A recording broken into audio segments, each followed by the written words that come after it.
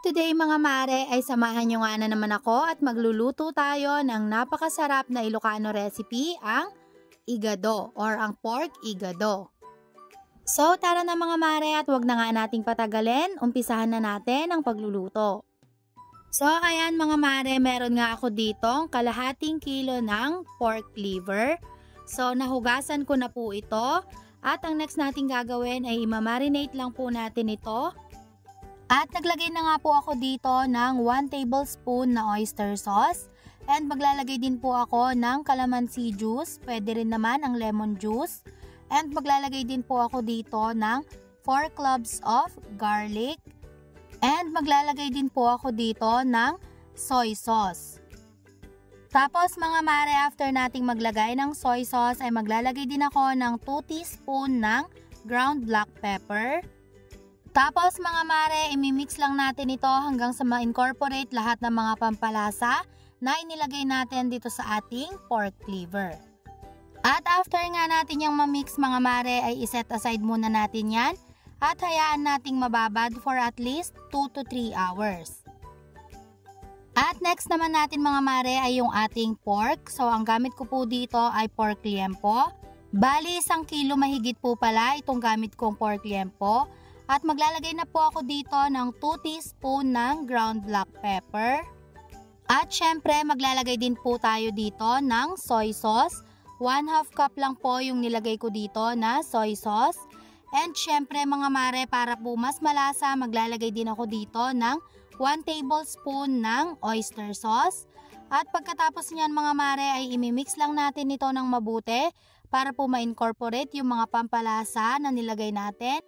And make sure lang mga mare na talagang na-mix natin ito ng maayos at nalagyan natin lahat itong ating pork liempo. At pagkatapos natin yung imekos-mekos mga mare ay isiset aside din natin yan at imamarinate natin for at least 6 hours. Pero mas okay po sana kung overnight para talagang manuot yung mga pampalasa na nilagay natin dito sa ating pork. And then next step mga mare ay uunahin na nga nating lutuin yung ating pork liver. So nagpainit lang ako dito ng pan and nilagyan ko lang po ng konting mantika. At unahin na nga nating lutuin itong ating pork liver dahil madali lang po itong maluto and hindi rin natin ito lulutuin ng matagal para po maiwasan natin na kumunat itong ating pork liver. So ilang minuto nga lang mga mare, kapag ganito na nga po ay okay na din yan.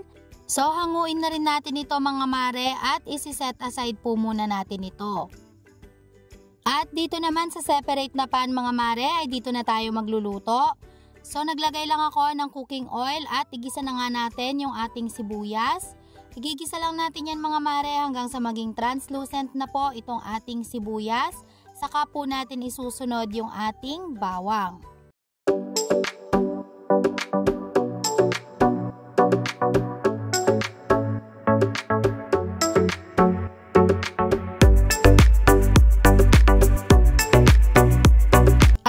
Ganyan nga po na golden brown na itong ating bawang, ilagay na natin yung ating marinated na pork. At igisa lang natin yan mga mare hanggang sa mag-iba na po ng kulay itong ating pork.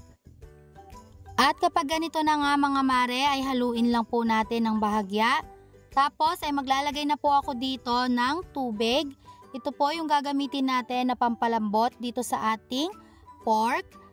At kapag kumukulo na mga mare ay maglalagay lang ako ng atsuete or yung ating annatto seeds. Nilagay ko lang po ito sa isang strainer at ganito lang po yung gagawin natin. Ito kasi mga mare yung magpapaganda ng kulay nitong ating igado. Pwede rin kayong gumamit dito ng annatto powder kung wala kayong annatto seeds.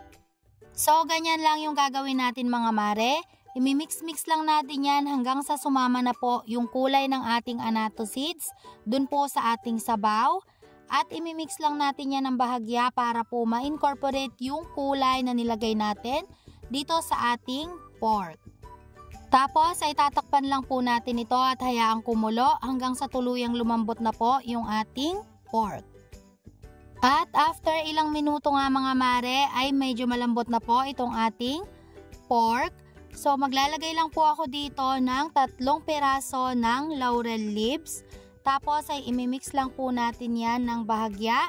And pwede na rin po tayo dito ang magdagdag ng mga pampalasa. So maglalagay po ako dito ng 1 tablespoon ng light brown sugar.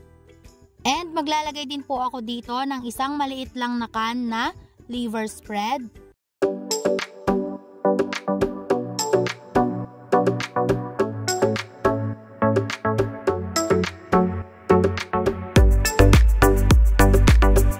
Tapos mga mare, ilagay na rin natin dito yung ating carrots.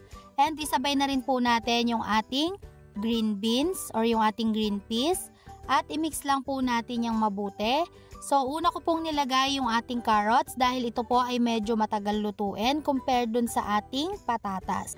Tapos ay tatakpan po muna natin ulit ito hanggang sa lumambot naman itong ating nilagay na carrots. At after nga ng ilang minuto mga mare ay i-check naman natin yung ating carrots. At kapag medyo paluto na po itong ating carrots ay i-mix lang natin yan mga mare ng bahagya. At pagkatapos nyan ay pwede na nating ilagay dito yung ating unang niluto kanina na pork liver. At pagkatapos nating ilagay mga mare itong ating pork liver, isasabay na nga rin po natin dito yung ating mga patatas. At i-mix lang po natin yan hanggang sa maging well combined na po itong ating mga gulay at yung ating karne.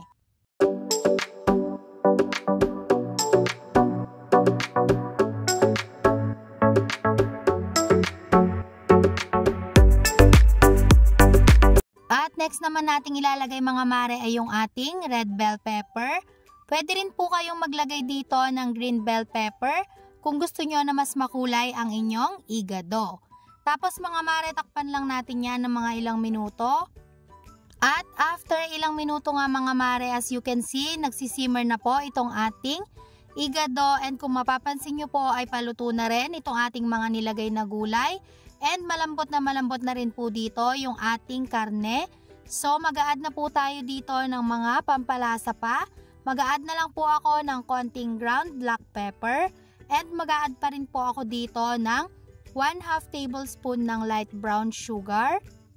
Pero this is optional naman po. Kung ayaw nyo maglagay ng asukal ay pwede rin naman. So pwede rin kayong mag-add dito mga best ng gusto nyong mga pampalasa or yung mga nakasanayan nyo po na mga pampalasa. Tapos mga mare, i-mix na lang natin yan ng bahagya at pwede na nating iserve itong ating napakasarap na pork igado. So ayan guys, eto na po at pwede na nga nating iserve ang ating napakasarap at pinagmamalaki naming mga Ilocano ang pork igado.